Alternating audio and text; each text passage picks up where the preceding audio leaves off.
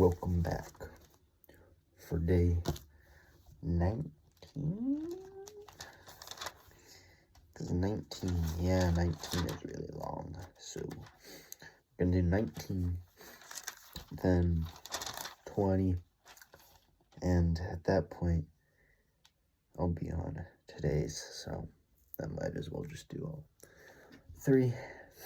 So we'll start with 19 and see how long that takes. Sodom and Gomorrah destroyed. The 2 angels arrived in Sodom in the evening, and Lot was sitting in the gateway of the city. When he saw them, he got up to meet them and bowed down with his face to the ground. "My lords," he said, "please turn aside to your servant's house. You can wash your feet and spend the night, and then go on your way early in the morning." "No," they answered, "we will spend the night in the square." But he insisted so strongly that they did go with him and entered his house. He prepared a meal for them, baking bread without yeast, and they ate. Before they had gone to bed, all the men from every part of the city Sodom, both young and old, surrounded the house. They called to Lot, "Where are the men who came to you tonight?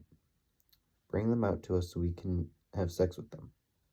Lot went outside to meet them and shut the door behind him. And he said, No, my friends, don't do this wicked thing. Look, I have 2 daughters who have never slept with a man. Let me bring them out to you, and you can do what you like with them. But don't do anything to these men, for they have come under the protection of my roof. "Get out of our way," they replied. "This fellow came here as a foreigner, and now he wants to play with the judge. We'll treat you worse than them." They kept bringing pressure on Lot and moved forward to break down the door. But the men inside reached out and pulled Lot back into the house and shut the door. Then they struck the men who were at the door of the house, young and old, with blindness, so they could not find the door. The 2 men said to Lot, "Do you have anyone else here, sons-in-laws, sons or daughters, or anyone else in the city who belongs to you? Get them out here, because we are going to destroy this place." The outcry to the Lord against his people is so great that he has sent us to destroy it.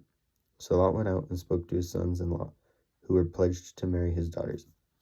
He said, "Hurry and get out of this place, because the Lord is about to destroy the city."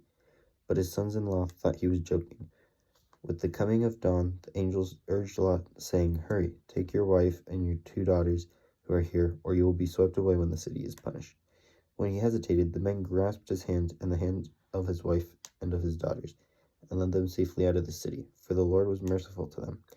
As soon as they had brought them out, one of them said, "Flee for your lives. Don't look back and don't stop anywhere in the plain. Flee to the mountains, or you will be swept away." But Lot said to them, "No, my lords, please. Your servant has found favor in your eyes, and you have shown great kindness to me in sparing my life. But I can't flee to the mountains. This disaster will overtake me, and I'll die. Look, here is a town near enough to run, and it is small. Let me flee to it. It is very small, isn't it?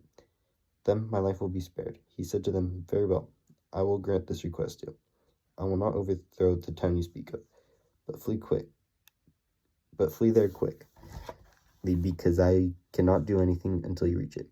That is why the town was called Zor. By the time Lot reached Zor, the sun had risen over the land. Then the Lord rained down burning sulfur on Sodom and Gomorrah from the Lord out of the heavens. Thus he overthrew those cities and the entire plain, destroying all those living in the cities, and also the vegetation in the land. But Lot's wife looked back, and she became a pillar of salt. Early the next morning, Abraham got up and returned to the place where he had stood before the Lord. He looked down toward Sodom and Gomorrah, toward all the land of the plain, and he saw dense smoke rising from the land, like smoke from a furnace.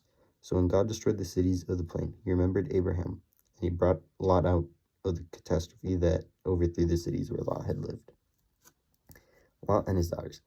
Lot and his 2 daughters left Zor and settled in the mountains, for he was afraid to stay in Zor. He and his 2 daughters lived in a cave. One day the older daughter said to the younger, "Our father is old, and there is no man around here to give us children, as is the custom all over the earth. Let's get our father to drink wine and then sleep with him, and preserve our family line through our father." That night they got their father to drink wine, and the older daughter went went in and slept with him. He was not aware of it when she lay down or when she got up. The next day, the older daughter said to the younger, "Last night I slept with my father. Let's get him to drink wine again. Tonight you go in and sleep with him, so you can preserve our family line through our father."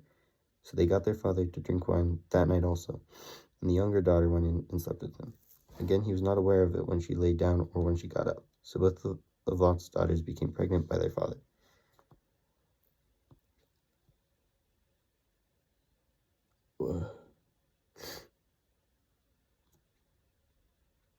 Okay. The older daughter had a son, and she named him Moab.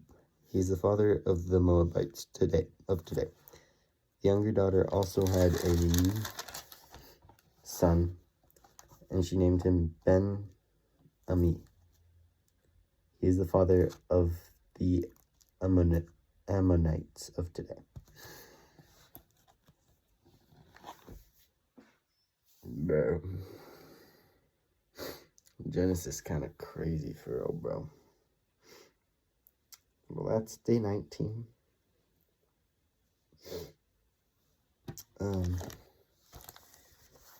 20 and 21 aren't, neither of them are super long, so. Genesis is crazy, bro. Come back for day 20 in like a couple seconds.